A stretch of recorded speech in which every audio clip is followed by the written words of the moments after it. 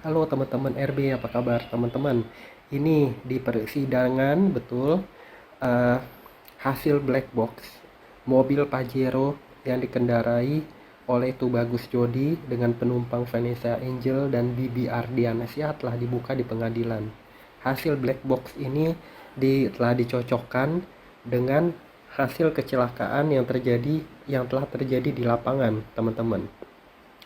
Jadi black box menunjukkan sebelum kecelakaan terjadi, mobil dikendarain sampai 135 km per jam.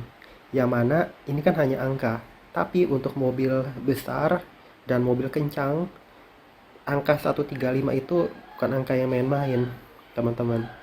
Dengan percepatan yang tinggi dari Pajero, percepatan turbo itu beda dengan mobil non turbo atau mobil biasa yang akselerasi biasa yang mana lama menuju 135 km per jam.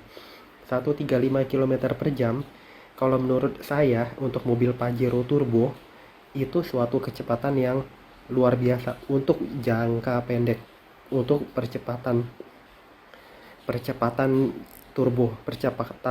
percepatan turbo artinya percepatan jangka pendek. Kemudian tidak ada bekas rem di lokasi saat terjadi kecelakaan. Dan memang dari hasil black box dicatat itu tidak ada pengereman. Jadi kecepatan kendaraan stabil dalam ring 121 sampai 135. Jadi cepat pada 5 detik sebelum tumbukan ke-1 dan kedua. Jadi ECU black box mencatat ada tumbukan ke-1 dan kedua.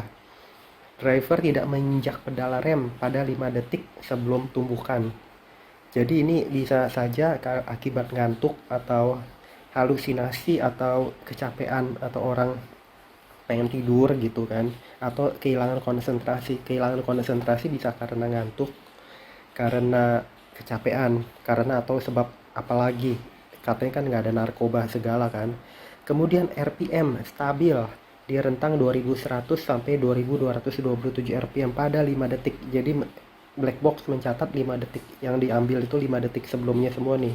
Jadi ini mobil canggih, ECU-nya canggih, ada punya memori, penyimpan memori semua. Jadi 5 detik sebelum tumbukan RPM mobil, mesin mobil itu nggak digeber-geber gimana, tapi stabil di 2100 sampai 2227 km.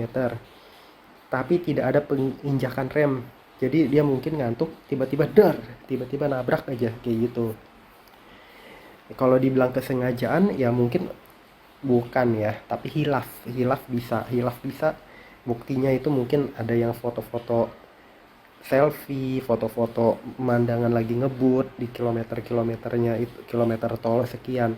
Kemudian pedal gas normal diinjaknya.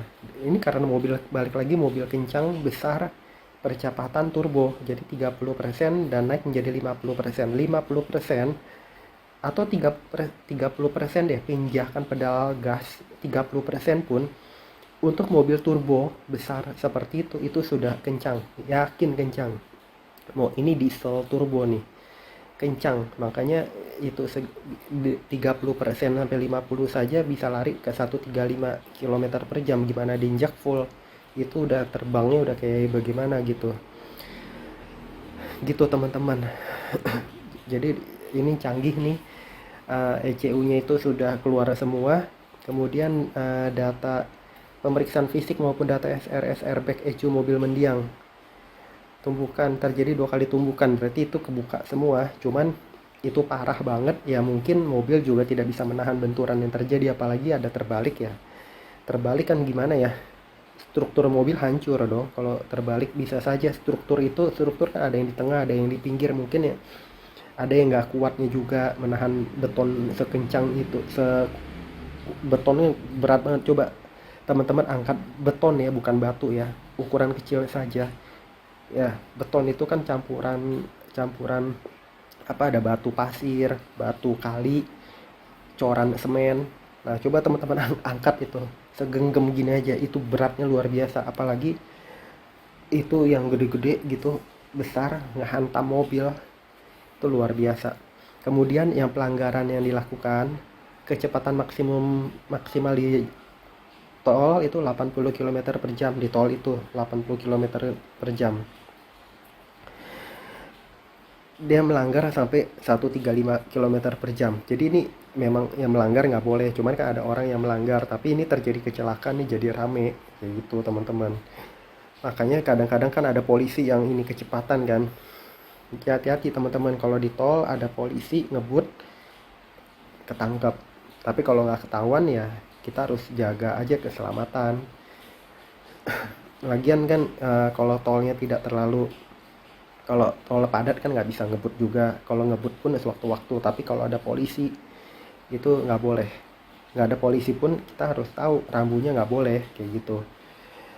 eh ya, kemudian apalagi yang bisa kita ini ya, kita ambil. Jadi data black box Jody ngebut melebihi kecepatan sebelum mengalami kecelakaan. Ya pasti menyesal kalau dilihat begini, kasihan sebetulnya.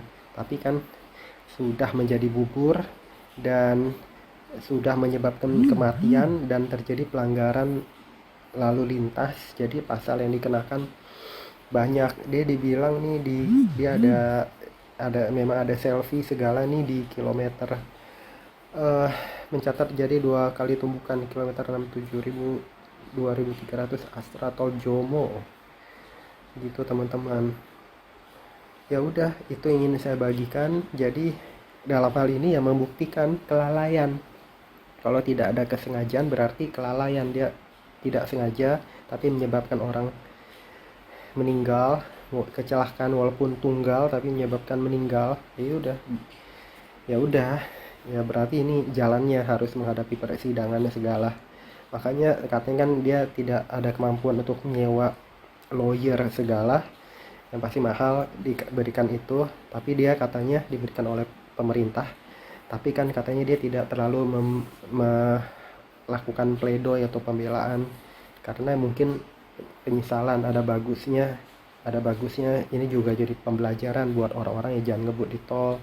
Utamakan keselamatan, mau ada polisi nggak ada polisi gitu teman-teman.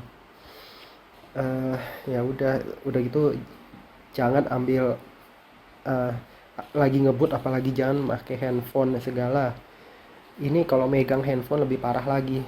Kalau ngelihat itu saja masih inilah ya, tapi itu pun kan katanya nggak boleh melakukan sesuatu kegiatan yang mendistract kita punya konsentrasi gitu teman-teman.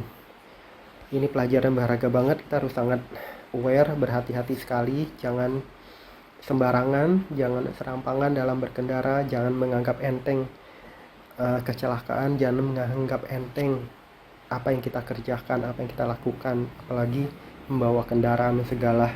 Ini baru kendaraan kecil tapi bisa menyebabkan kehilangan nyawa, gimana yang kendaraan-kendaraan besar. Ya udah, semoga semua putusan yang terbaik, dan semoga almarhumah Vanessa Angel dan almarhum Ibi Ardiansyah bisa tenang di surga bersama Tuhan. Itu yang ingin saya bagikan, semoga bermanfaat, biar putusan yang diberikan bisa seadil-adilnya juga kepada Tubagus Jody. Sampai jumpa di video-video saya berikutnya. Terima kasih teman-teman. Jangan lupa subscribe, like, share, komen. Bye-bye.